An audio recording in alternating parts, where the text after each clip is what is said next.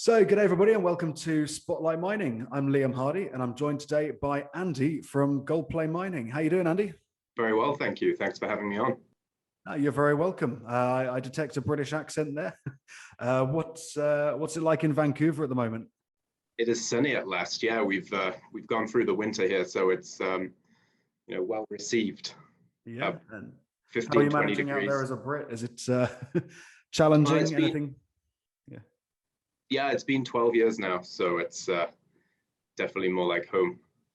Yeah, you're very much used to it then. Good stuff. So if we can, I'd like to start just for anyone who doesn't know you. If you could introduce yourself, tell us a bit about what you've been up to in the last few years. Andy Marshall here, currently the CFO of First Mining Gold. I've been at this company for 6.5 years. Initially a company founded by Keith Neumeyer, who is also the founder of First Majestic Silver.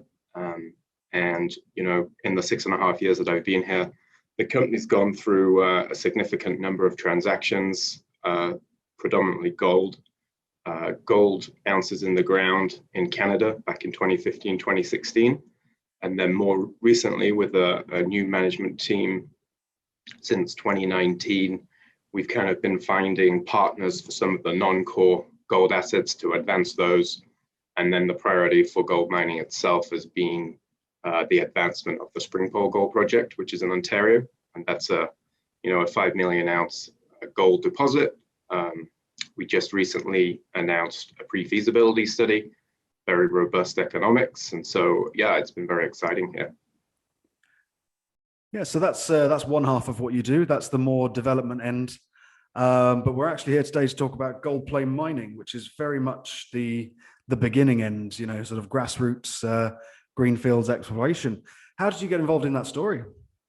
Yeah, well, interestingly enough, I got introduced to Catalan through the CFO of Goldplay, Mihai. We've been friends and sports colleagues for a number of years, and I kind of knew Catalan through some of the companies he'd worked with in the past, and the success of those companies, had kind of been on my radar, in particular Tudor Gold. And so kind of got connected with him. I could see his, entrepreneurial spirit and the nature and the timing for him to kind of set something up. And I was pretty excited to get involved as a young mining professional and kind of working with a young team and a relatively young board of directors as well, right? So yeah, it's always exciting. That was the lure to me, yeah. Yeah, it's always exciting to get in early on projects, right? Correct, yeah, and it was a first opportunity for me. Obviously being the audit committee chair as well is kind of exciting, account by background, trained at PwC in London, moved across to Vancouver in the mining department. And so got quite a lot of mining experience as well to bring to the table, so. That's great. So what first attracted you to Goldplay? Was it the team or the project specifically?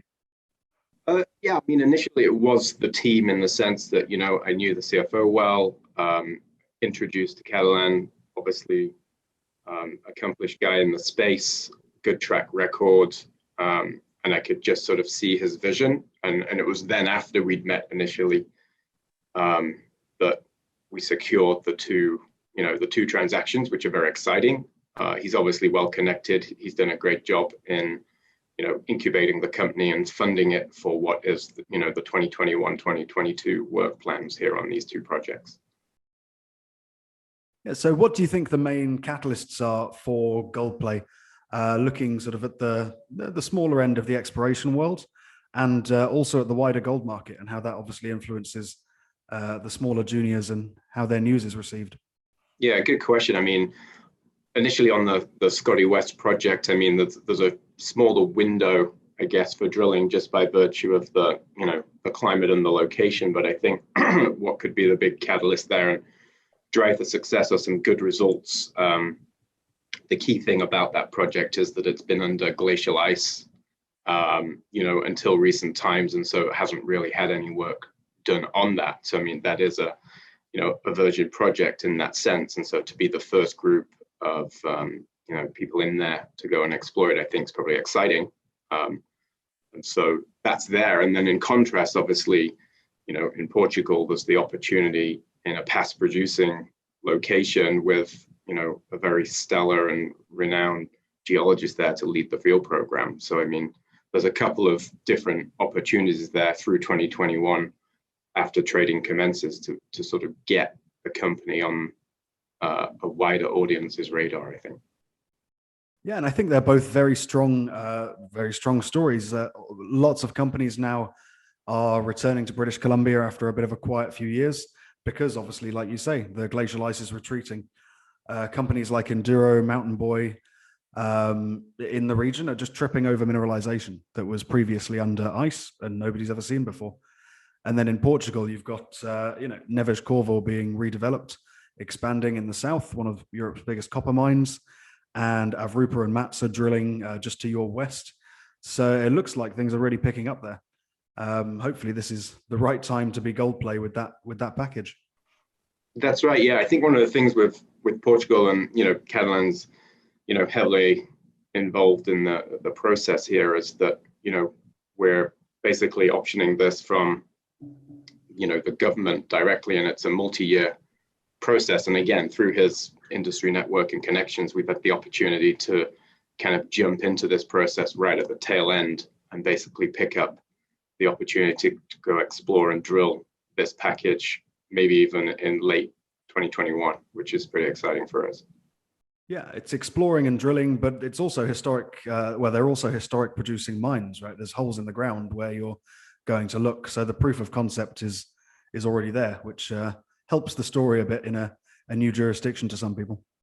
That's right. And again, I think that's where, we've got strength on the board with our chairman, Deepak, who's, very well known in the industry, in the space, and certainly in production. And when you think about where the company can grow and get to in the future, his kind of, knowledge and direction is going to be a big help for the company. Yeah. Yeah. So hopefully we can get this traction moving forwards as fast as possible and actually get some metal out of the ground. That's always the goal. Yeah. I mean, like I say, Catalan did a great job. We've got over $2 million in the bank. And so I think that's a good platform really to go forward over the next 12 months. That's great. Thank you very much for joining us, Andy, and look forward to catching up soon when we get some news out. It's been a pleasure. Thank you very much. And I look forward to the next chat. Cheers.